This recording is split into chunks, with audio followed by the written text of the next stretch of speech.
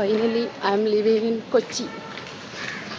സാഹചര്യങ്ങളുടെ സമ്മർദ്ദം മൂലം കുറച്ച് നാളത്തേക്ക് നമുക്കിനി വീട്ടിൽ പോയിരിക്കാം. എനിക്കറിയില്ല, എനിക്കൊരു ബാക്കപ്പ് പ്ലാൻ ഉണ്ട്. അപ്പോൾ ഞാൻ ചിലപ്പോൾ എപ്പോൾ വേണമെങ്കിലും റിട്ടേൺ വരാം. പക്ഷേ ഈ ഹോസ്റ്റലിൽ തന്നെ വരുമോ എന്ന് എനിക്കറിയില്ല. ആ റൂം വിട്ട് ഇറങ്ങുമ്പോൾ എനിക്ക് ആകെ ഏറ്റവും നല്ലൊരു പെയിനേ ഉണ്ടായിരുന്നുള്ളൂ, അത് ഇവളാണ്. +1 മുതൽ ദേ ഈ ഒരു നിമിഷം വരെ ഇവൾ എൻ്റെ കൂടെ തന്നെ ഉണ്ട്. അതിന് ഞങ്ങൾക്ക് സത്യം പറഞ്ഞാൽ എന്തൊക്കെ പറഞ്ഞാലും അങ്ങോട്ടും ഇങ്ങോട്ടും വഴക്കും പരദൂഷണവും പാരപറച്ചിലും എല്ലാം ഉണ്ടെങ്കിലും നമുക്ക് പിരിഞ്ഞിരിക്കാൻ കുറച്ച് ബുദ്ധിമുട്ടുള്ള കൂട്ടത്തിലാണ്. എന്നെ പിരിയുന്നതിൽ അവൾക്കും അവളെ പിരിയുന്നതിൽ എനിക്കും നല്ല വിഷമമുണ്ട്.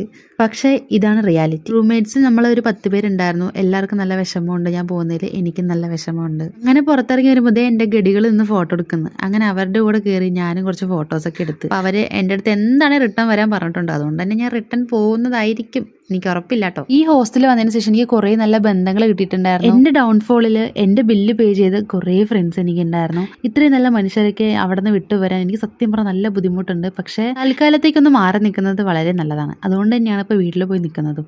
ഓക്കെ, അതെല്ലാം പോട്ടെ. ഈ പബ്ലിക്കിൻ്റെ ഇടയിൽ ഫോണിനെടുത്ത് ക്യാമറ തുറക്കുന്നത് എനിക്ക് ഭയങ്കര ഇൻസെക്യൂരിറ്റി ഉള്ളൊരു പരിപാടിയാണ്. പക്ഷേ ഇന്ന് ഞാൻ അതൊക്കെ മറികടന്നു. കാരണം ഇൻസെക്യൂരിറ്റി നോക്കിയിരുന്നാൽ നമ്മുടെ പോക്കറ്റിൽ ക്യാഷ് വരില്ല. അപ്പോൾ ഇതാണ് കേട്ടോ എൻ്റെ ഫിറ്റ് ചെക്ക് എന്നൊക്കെ പറയാം. അങ്ങനെ മെട്രോ കയറി നമ്മളിത് നോർത്ത് സ്റ്റേഷൻ ഇറങ്ങി. നോർത്ത് സ്റ്റേഷനിൽ ഞാൻ റെയിൽവേ സ്റ്റേഷൻ എത്തി. ഒരു 11:30 ആകുമ്പോൾ എനിക്കുള്ള ട്രെയിൻ വന്നു. അങ്ങനെ ഞാൻ അതിൽ കയറി. ഒന്നും നോക്കില്ല, നേരെ ബർത്തിൽ കയറിയിരുന്ന്. കാരണം അവിടെ ആകുമ്പോൾ സേഫായിട്ട് മിണ്ടാതിരിക്കാം, ആരും ശല്യം ചെയ്യാനും വരില്ലല്ലോ. അങ്ങനെ കഴിഞ്ഞ തവണ വരുമ്പോഴുള്ള തിരക്കൊന്നും ഇന്ന് ഉണ്ടായിരുന്നില്ല. സമാധാനമായിട്ട് പാട്ടും കേട്ട് സെൻട്രൽ ഫ്രഷൻ കഴിച്ച് അങ്ങനെ വന്നു ഞാൻ.